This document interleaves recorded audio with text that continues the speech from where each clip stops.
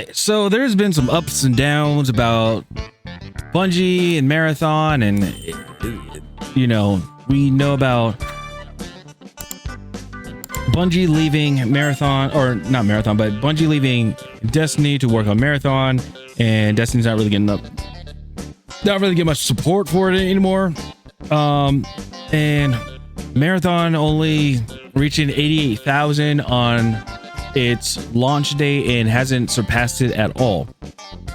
People were saying like its player count's going down, things like that. Well, there's something else that's new. Maybe we can check out the budget. People have been wondering what the budget is for Marathon, and apparently it's reported upwards of $250 million. So this is going to be a very interesting one. This is by WCCF Tech. This is where I'm getting the article from. If you guys want to check it out, I'll make sure to have a link down below.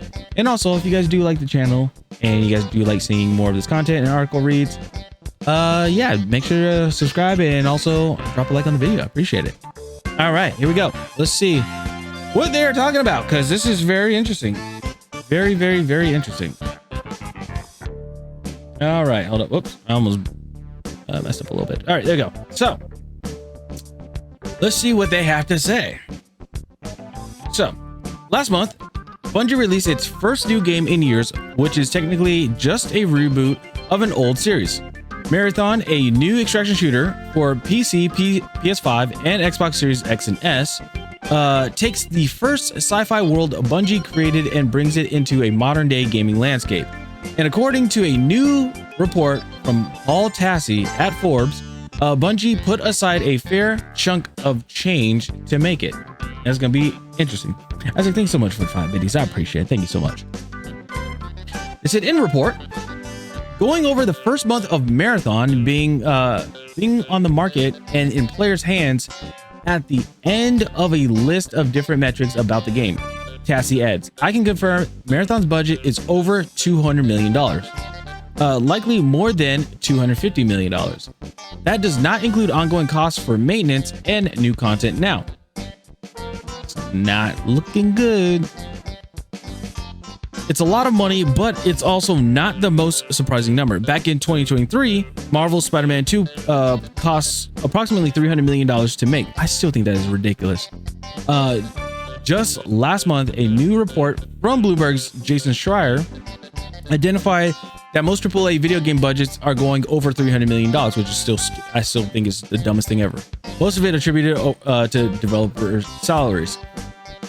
So all the developers that they have, like over 10,000 people, they got to pay them all. Instead of splitting the teams up to work on different games, they all clump them together to make one game, which ideas clash. The way how work gets done clashes as well, and then we come out with not so good games or an issue with games. That's what happens.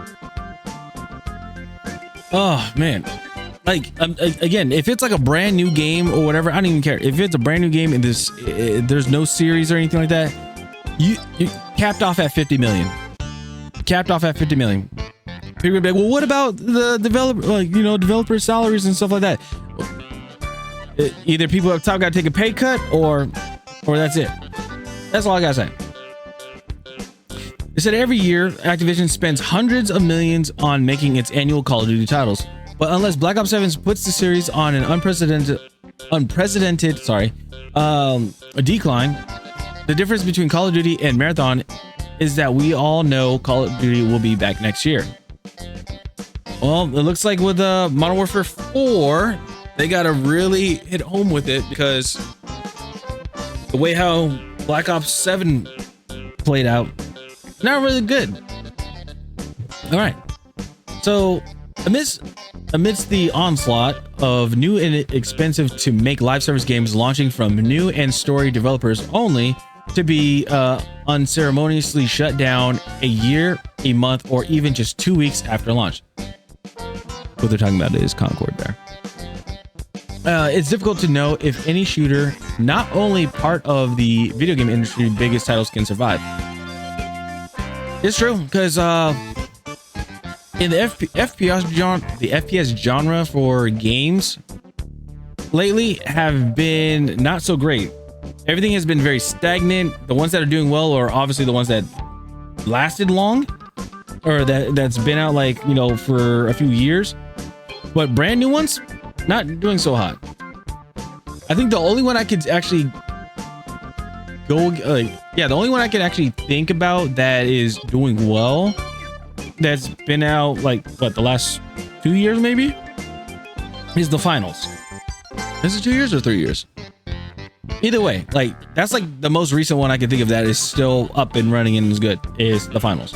XDefiant ended in a year because a studio wanted, or not a studio, because a company wanted to source funding and resources to other games that just obviously didn't do well either, but they just kept pushing it. Halo, not Halo. We'll go with Halo Infinite, not doing so hot. And then they announced that Halo Campaign Evolved, which is another remake of Halo Combat Evolved. But they're doing this because they want PlayStation to be part of the Halo ecosystem instead of just giving it to Master Chief Collection to PlayStation so they can be part of the system. They were like, no, we're just gonna make a brand new game and we're gonna incorporate PlayStation to it. And also, just to let you guys know, the game is campaign only. It's a PvE only title. There's no multiplayer. So you can see what happened to HCS over there. Anyway, it said that there's the cloud that hangs over Marathon and has been hanging over it with the hanging over it with all of the conversation around its Steam concurrent players. Its alleged sales, which are said to be over 1.2 million copies sold. Okay. It's a hit in the sense that you don't reach 1 million copies sold otherwise. But is it enough to cover the astronomical, though apparently not as astronomical as others, budget it had? I mean, the way how the player count is and everything, I don't know. Unless somehow console can step it up, because they said the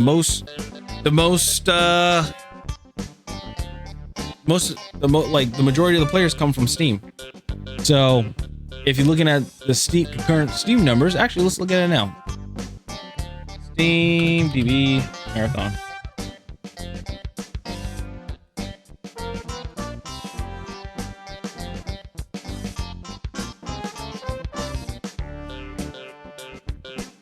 All right, they're sitting at 21,000. 24-hour peak was 28,000. And it looks like it's going, down. So, just saying. Woo! All right, so then they said, if it can't, does this mean that we'll see more layoffs at Bungie? Most likely. Would the game missing Sony and Bungie's sales expectation be a sign that we'll see Sony shut down Bungie in the near future, like it has with other studios? It also doesn't help that Destiny 2 was already in a bad place prior to Marathon's launch. That is true. After watching Blue Point Games get shuttered, it almost feels like no studio is safe. It's not going to happen tomorrow, of course, but it definitely feels like it's on the table. As for Marathon, I personally be very disappointed to see it go. And you can find out why in my review. Well, I'm gonna say this. When it comes to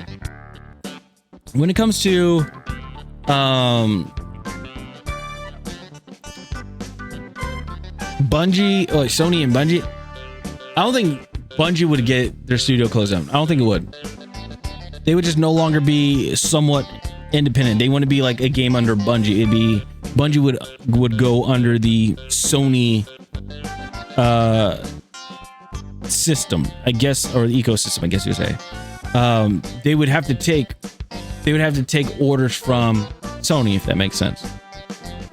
They did, and here's the thing: there's not that many players on Marathon because, again,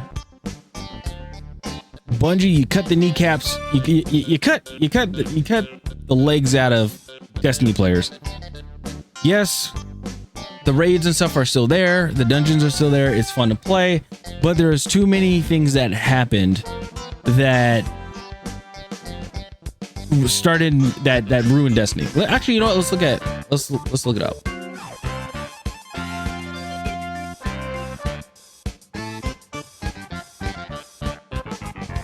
Steam charts, Destiny 2. This is sad. Destiny 2, 7,218 players right now. 24 hours is under 10K. The all-time peak is 316,000. What happened to this game? Multiple things happened to this game. And I probably said it before in videos and things like that. But where is it? This is where it was supposed to end. I think it was, where's Final Shape? Final Shape was, that's Witch Queen. Echoes, Into the Light.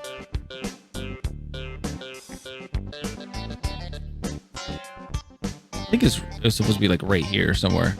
But basically, this is where it's supposed to end. But it didn't end there. They wanted to keep going because with Destiny 2, Destiny 1 and Destiny 2 was all about the Light Saga. When the Final Shape came out, that was supposed to be the end of the Light Saga. You're supposed to end it there, cap it off, and then it was supposed to be then like if they were to do Destiny, if they wanted to continue with Destiny, they'd make a Destiny 3 and then they would go off with a whole different saga. But they didn't do that. They kept going. They kept going.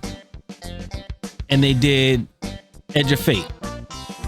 And they did Rite of Nine and things like that.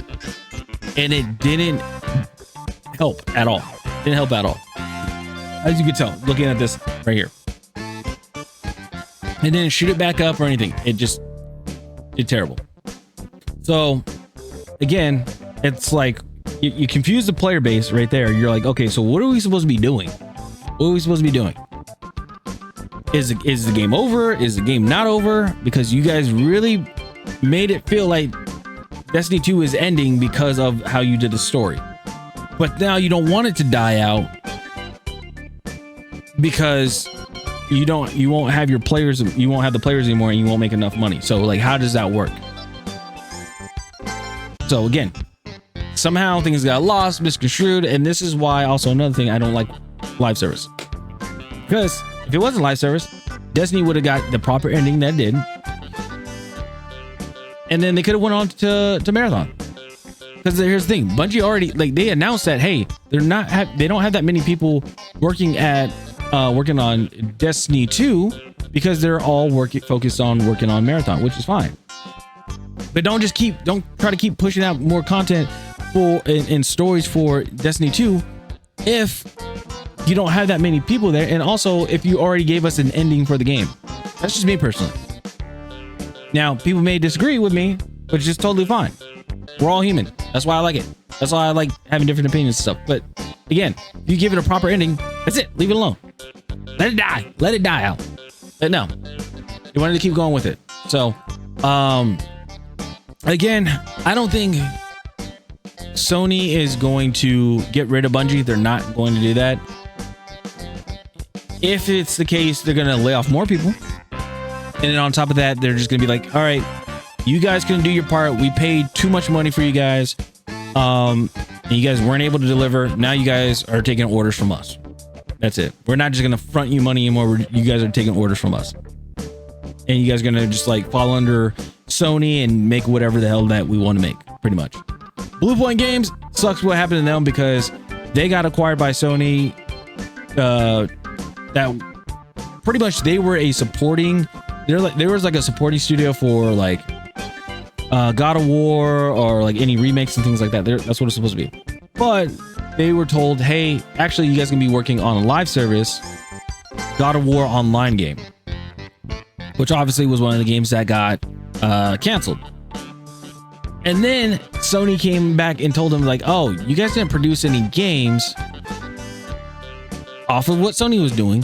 They didn't produce any games, so everybody got laid off and they shut down the studio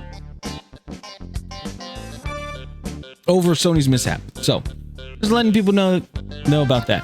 So anyway, that's all I got for this video. Let me know in the comments down below what you guys think about this budget. Do you guys think that they'll be able to recoup the costs, or do you think it is pretty much it and dead in the water? Because not saying the game's dead in the water, but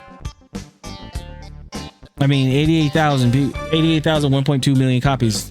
I don't think that adds up to $250 million. Just saying. But anyway, stop channel. I'll see you guys later. And also, if you guys are marathon players, hey, keep going. If the game shuts down, just saying. Kind of know what happened here. So anyway, stop channel. See you guys later. Have a good one. Peace.